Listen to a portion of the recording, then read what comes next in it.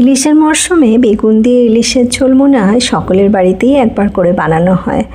আমার বাড়িতে তবে খুব একটা হয় না, তবে আমি খেতে যেহেতু পছন্দ করি তাই আজকে আমার মতন করে ইলিশ মাছটা বানিয়েছিলাম।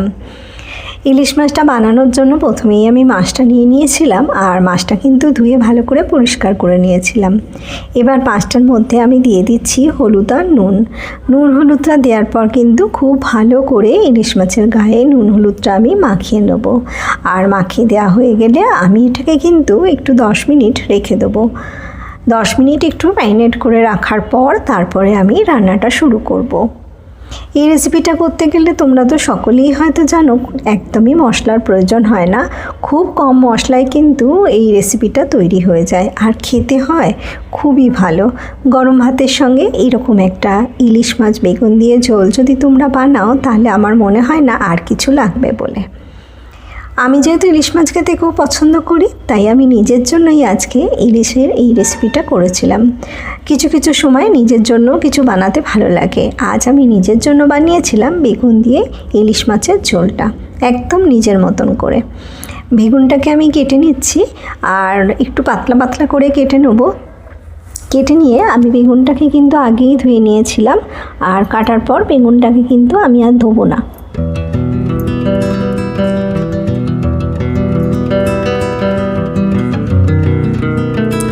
যারা আমার চ্যানেলটা নতুন ভিজিট করছো তাদের কাছে অনুরোধ করো তারা আমার চ্যানেলটা সাবস্ক্রাইব করে নিও। আর পুরনো বন্ধু যারা সবসময় আমার পাশে থেকে আমাকে সাপোর্ট করছো তাদের জন্য রইল অনেক অনেক ভালোবাসা। বেগুনটা কাটা হয়ে গিয়েছিল, আর বেগুনটার মধ্যেও আমি কিন্তু পরিমাণ মতন নুন আর হলুদটা দিয়ে দেবো, দিয়ে একটু ভালো করে মাখিয়ে নেব। এইভাবে নুন হলুদ মাখিয়ে নিয়ে যদি বেগুনটা ভাজো তাহলে কিন্তু বেগুনে একটু তেলটা কম টানে। এটা খুব ভালো করে মাখানো হয়ে গেলে আমি রান্নাটা সরষের তেলে করব। ইলিশ মাছ তো সরষের তেল ছাড়া ভাবাই যায় না, তাই আমিও রান্নাটা কিন্তু সরষের তেলেই করব। আর তেলটা খুব গরম হয়ে যাওয়ার পর কিন্তু আমি তেলের মধ্যে প্রথমে বেগুনটা দিয়ে দেবো, আর বেগুনটাকে একটু ভালো করে আমি ভেজে নেব।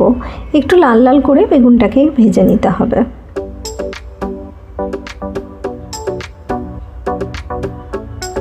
ইলিশের আমরা অনেক রকমের রেসিপি খেয়ে থাকি, কিন্তু আমার যেন মনে হয় এই হালকা পাতলাভাবে বেগুন দিয়ে ইলিশের ঝোলটা খেতে একটু বেশিই ভালো লাগে। তোমাদের কেমন লাগে অবশ্যই আমাকে জানিও। তোমরাও কি আমার মতন এরকম পাতলা ঝোল খেতে পছন্দ করো? তাহলে আমাকে কমেন্ট করে অবশ্যই জানিও।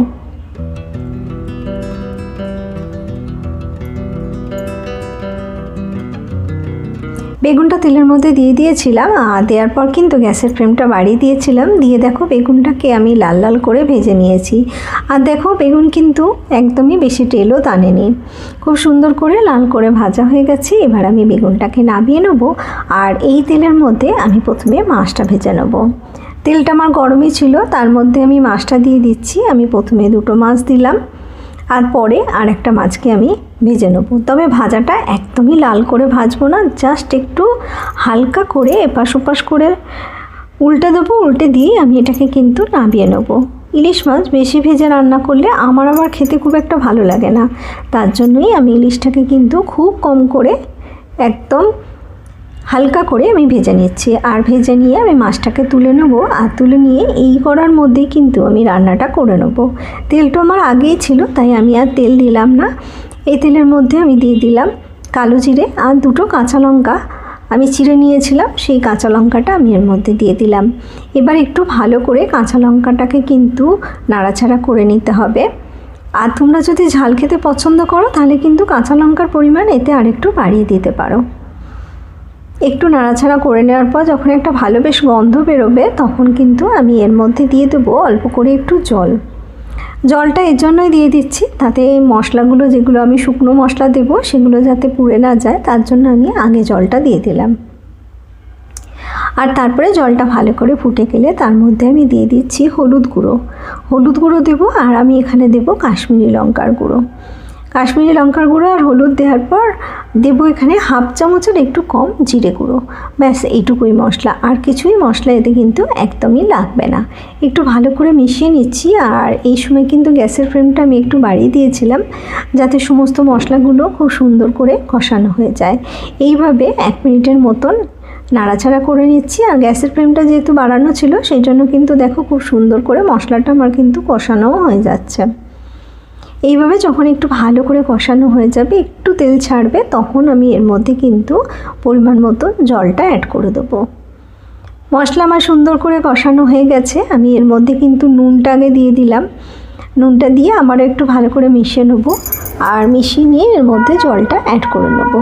আমি এখানে 1 কাপের মতন জল ব্যবহার করছি, তবে তোমরা যদি ঝোল একটু বেশি খেতে চাও আর একটু জল কিন্তু এতে দিতে পারো।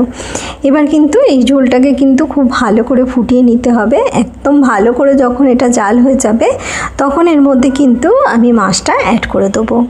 আমি এখানে 2টো মাছ দিয়ে দিলাম, আর মাছটা দেওয়ার পরও কিন্তু একটু ভালো করে ফুটিয়ে নিতে হবে।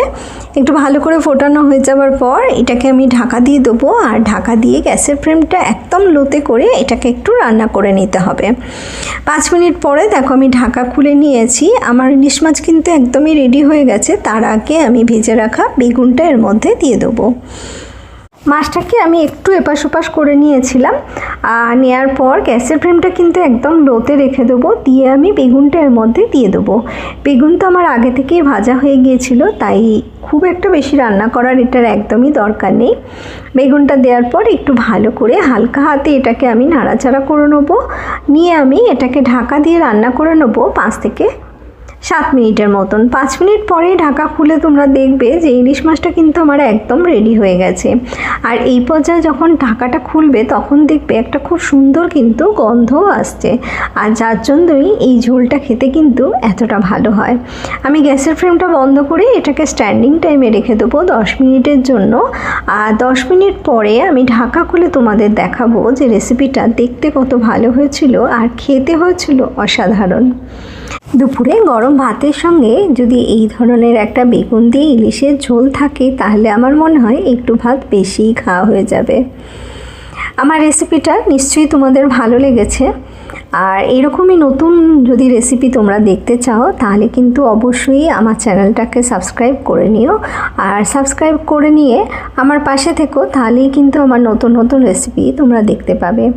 আর যদি আমার এই রেসিপিটা তোমাদের ভালো লেগে থাকে তাহলে অবশ্যই একটা লাইক করে দিও, আর কমেন্ট করতে একদমই ভুলো না। আমি আবারও চলে আসবো এরকমই নতুন কোনো রেসিপি নিয়ে। তোমরা ভালো থেকো আর সুস্থ থেকো।